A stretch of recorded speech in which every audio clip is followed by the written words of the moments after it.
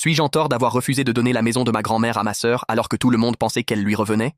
Quand ma grand-mère est décédée, toute la famille était persuadée que sa maison reviendrait à ma sœur.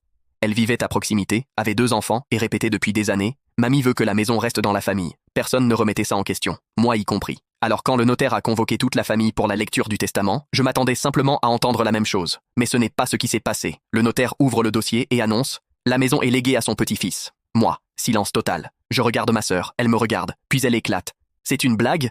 Le notaire secoue la tête. Non, ma grand-mère m'avait réellement laissé la maison. Je ne comprenais pas pourquoi. J'aimais ma grand-mère, mais je ne vivais même pas dans la même ville. Ma sœur, elle, lui rendait visite régulièrement. Tout le monde semblait choqué, surtout elle. Dans les jours qui suivent, les appels commencent. Ma mère, tu devrais peut-être lui laisser, mon oncle. Elle en a plus besoin que toi. Puis ma sœur. Mamie voulait sûrement que je l'aie. Elle a dû se tromper dans les papiers. Même le notaire lui confirme que non. Le testament avait été modifié 2 ans plus tôt, volontairement. Malgré ça, la pression continue. Repas de famille, messages, appels, toujours la même phrase. Fais ce qu'il faut. Je finis par demander au notaire s'il savait pourquoi ma grand-mère avait pris cette décision. Il hésite. Puis il me remet une lettre. Une lettre qu'elle avait laissée avec son testament. Je la lis. Et là, tout s'explique.